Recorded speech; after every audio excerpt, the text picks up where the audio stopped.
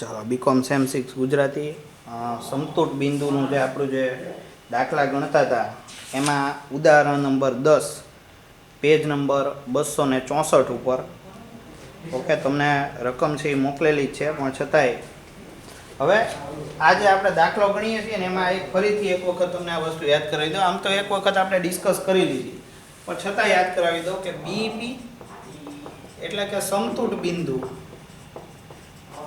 એની formula એટલે કે એકમોમાં જો તમારે જવાબ જોતો હોય તો આપણને એક ફોર્મ્યુલા છે કે 1f minus f divided by s minus v એટલે કે f ભાગ્યા s માઇનસ v.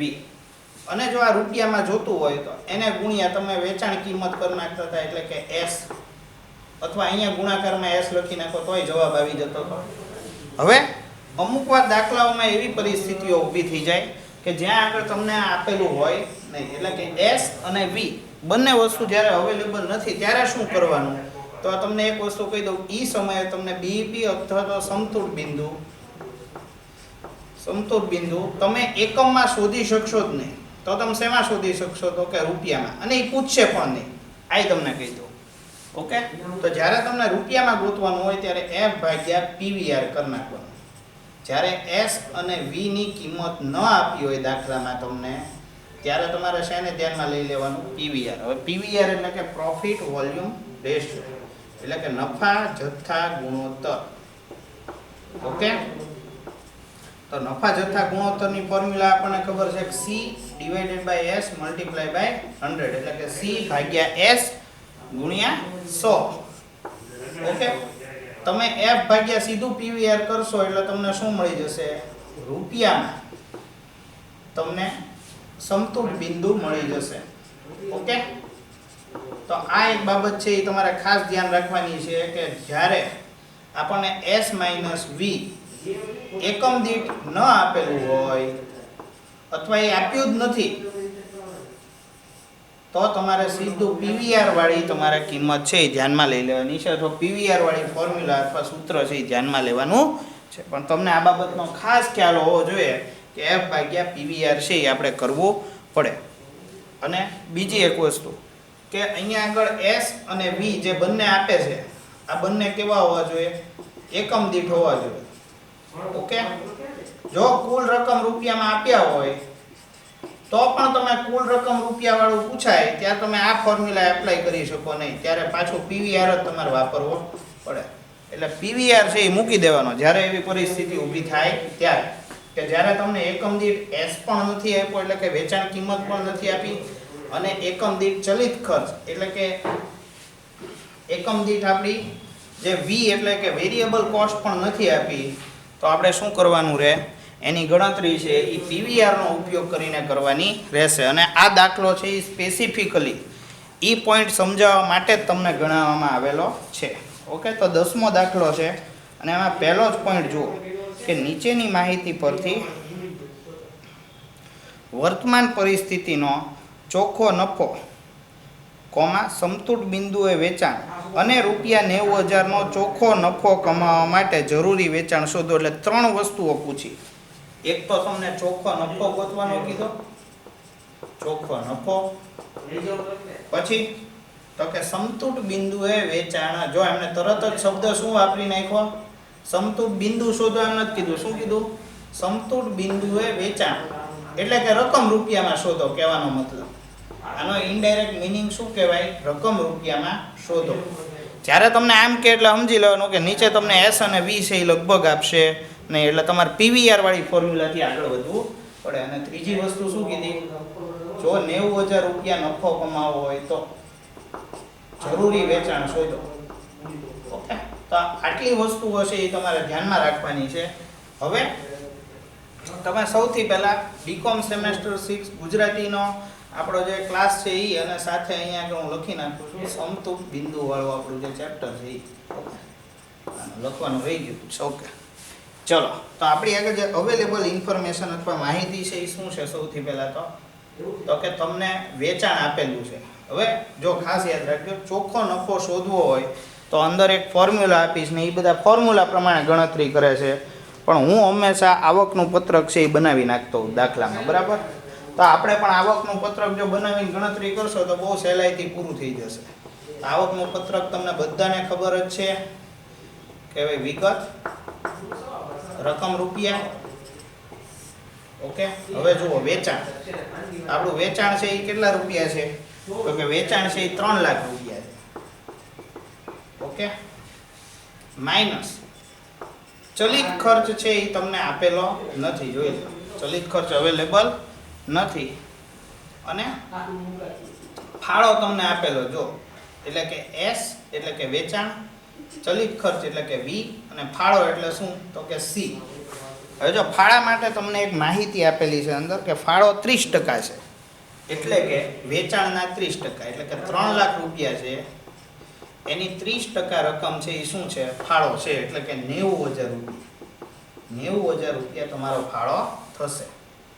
ઓકે, હવે તો ચલિત ખર્ચ તમને આ તો સારું કહેવાય નથી પૂછ્યું, નહીંતર એમ કે ચલિત ખર્ચ પણ શોધી નાખજો તો તમે ઇઝીલી શોધી શકો. 3 લાખમાંથી 90,000 માઇનસ કરો તો તફાવતની રકમ કેટલી રહે? 2,10,000. અહીંયા ક્વેશ્ચન માર્ક કરવું છે એટલે તમને ખબર પડે કે ફાઇન્ડ આઉટ કરેલું છે, આપણે શોધેલું છે. બરાબર, એટલે 3 લાખમાંથી આ 90,000 તમે માઇનસ કરી નાખો એટલે 2,10,000 રૂપિયા છે એ તમારો ચલિત ખર્ચ થશે. હવે બીજું માઇનસ શું કરવાનું? તો કે બીજું માઇનસ આપણે કરવાનું સ્થિર ખર્ચ. તો આપણો સ્થિર ખર્ચ છે એ કેટલા રૂપિયા છે? તો આપણો જે સ્થિર ખર્ચ છે એ રૂપિયા 60,000 છે. ઓકે, તો ફાળામાંથી સ્થિર ખર્ચ માઇનસ કરો એટલે આપણને શું મળી જતું હોય છે? નફો મળી જતો હોય છે. અહીંયા શબ્દ થોડુંક અલગ લખ્યો, ચોખ્ખો નફો, તો આપણે ચોખ્ખો નફો લખી નાખ્યો. તો આ રકમ કેટલા રૂપિયા થઈ ગઈ? 30,000 રૂપિયા છે આ રકમ થઈ જશે. ઓકે, તો આટલી વસ્તુઓ છે એ આપણે ધ્યાનમાં રાખવાની છે. ઓકે, ક્લિયર બધાને? એટલે આ એક પહેલી વસ્તુ તમને મળી ગઈ. જો શું ફાઇન્ડ આઉટ કરવાનું કીધું હતું? નફો, જે આપણે શોધી નાખ્યો. આપણો પહેલો પોઈન્ટ પૂરો જોઈ લો. ઓકે, આ કમ્પ્લીટ. હવે સમતૂટ બિંદુએ વેચાણ, બીજી વસ્તુ શું કીધું? સમતૂટ બિંદુએ વેચાણ. હવે આ દાખલો ગણવા જઈએ ને એટલે આપણને તરત જ તે બીઈપી બરાબર ફોર્મ્યુલા યાદ આવે. કઈ? તો કે F/S - V. પણ અહીંયા આગળ તમને કઈ વસ્તુ આપી? તો કે એક વેચાણ આપ્યું છે, એટલે કે S 3 લાખ. ઓકે, તમે એમ કહો કે ચલિત ખર્ચ V આપણે ગોતી નાખ્યો 2,10,000 રૂપિયા. C છે એ આપણને ખબર છે કે આમાંથી આ માઇનસ થઈને 90,000 રૂપિયા આવ્યો, એટલે કે ફાળો C બરાબર. બરાબર, F એટલે કે આપણી પાસે સ્થિર ખર્ચ અવેલેબલ છે, કેટલો છે? એ 60,000 રૂપિયા છે. ઓકે, એટલે તમે ગણતરી કરવા જાઓ તો અહીંયા F/PVR કરવું પડે. ઓકે, તો હવે આપણે આગળ વધીએ.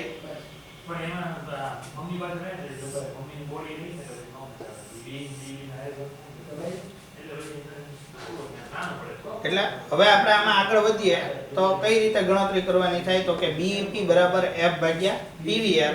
તો PVR તમે શોધી શકો કે નહીં? નફા જથ્થા ગુણોત્તર. તો આપણને ખબર છે PVR બરાબર C/S, એટલે કે ફાળો ભાગ્યા વેચાણ. તો C કેટલો છે જોઈ લો, 90,000 રૂપિયા.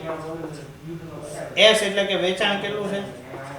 તો કે 3 લાખ રૂપિયા ગુણ્યા 100 કરી નાખો. ઓકે, આ રીતે ગણતરી કરો તો પણ તમારો જવાબ આવી જતો હોય છે.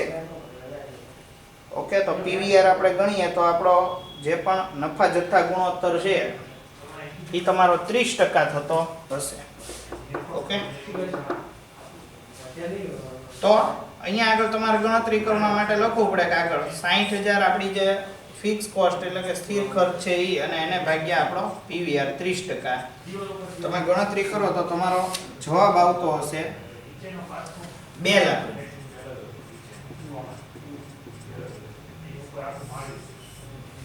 ઓકે, હવે આ આપણું બીજા નંબરની ગણતરી થઈ. હવે ત્રીજા નંબરની એક ગણતરી છે એ હું અહીંયા લઈ લઉં. એક કામ કરું, આખું અહીંયા અલગ જ આપણે ગણતરીઓ કરી નાખીએ. ઓકે દેખાય છે, હાલો વાંધો નહીં. એટલે ત્રીજી વસ્તુ આપણને જે ગોતવાની કીધી શું છે, 90,000 નો નફો કમાવા જરૂરી વેચાણ. ઓકે, હવે તમે વિચારો તો જરૂરી વેચાણ બરાબર F ભાગ્યા P divided by S minus V. આવી ફોર્મ્યુલા આપણે કરતા કે ભાઈ સ્થિર ખર્ચ વત્તા નફો અને નફો અને પછી એમાંથી S માઇનસ V. હવે અહીંયા આગળ S માઇનસ V એટલે કે વેચાણ કિંમત અને ચલિત ખર્ચ બંને અવેલેબલ નથી. શું કરશું? કોઈ વાંધો નહીં, આની બદલે આપણે PVR છે એ વાપરી શકશું. હવે આ તમને ખ્યાલ આવી ગયો. ઓકે, તો અહીંયા આપણે આગળ ચેક કરીએ તો F કેટલું છે તો કે 60,000 રૂપિયા અને PVR છે એ આપણું કેટલું હતું આપણે હમણાં ફાઇન્ડ આઉટ કર્યું આજે 30%. એટલે 60,000 ભાગ્યા 30% કરો એટલે તમારો જવાબ આવી જશે. ઓકે, 60,000 વત્તા અહીંયા પ્રોફિટ લેવાનો બાકી છે, આપણો નફો છે એ કેટલો છે 90,000 રૂપિયા. એટલે આ એક 90,000 રૂપિયા તમે પ્લસ કરી દેજો, એ એક લખવાનું રહી ગયું. ઓકે, એટલે 1,50,000 ભાગ્યા 30% કરો એટલે જવાબ આવે તમારો 5 લાખ રૂપિયા જવાબ આવે. ઓકે, એટલે જ્યાં આગળ તમે S માઇનસ V છે એ તમને અવેલેબલ ન હોય એટલે તમારે સીધું શેનો ઇમ્પ્લિમેન્ટેશન કરી નાખવાનું તો કે સીધું જ તમારે ઇમ્પ્લિમેન્ટેશન કરી નાખવાનું રહે PVR. ઓકે, એટલે આ એક બાબત છે એ તમારા માઇન્ડમાં રહેવી જોઈએ. ઓકે, તો ચાલો અત્યારે આપણે આટલું રાખીએ છીએ આમાં, અને જે સેકન્ડ પાર્ટ છે એ હમણાં આપણે સેકન્ડ વિડીયો બનાવીએ એમાં હું તમને ગણતરી કરતાં દેખાડી દઉં છું. ઓકે, તમને આમ તો બહુ સિમ્પલ વસ્તુઓ છે પણ છતાંય તે આમ વાંધો એવું મને નથી લાગતું. બરાબર, આમ બહુ ઇઝી છે, આમ ફોર્મ્યુલા તમે જુઓ ને પણ થોડુંક તમારું આ માઇન્ડ છે એ તમારે યુઝ કરતા રહેવું પડે એ પ્રકારનું ચેપ્ટર છે. ઓકે, બાકી ફોર્મ્યુલા છે એ એઝ ઇટ ઇઝ છે, અને જો આવકનું પત્રક તમે વ્યવસ્થિત રીતે બનાવતા રહેતા હો તો વાંધો આવે નહીં. બુકમાં ફોર્મ્યુલાવાળું આપ્યું છે પણ મેં શું કરી નાખ્યું, આવકનું પત્રક જ બનાવી નાખ્યું એટલે તમને ખ્યાલ આવી જાય અને થોડુંક સરળ પડે તમને. ઓકે, તો અત્યારે આપણે આટલું રાખીએ છીએ.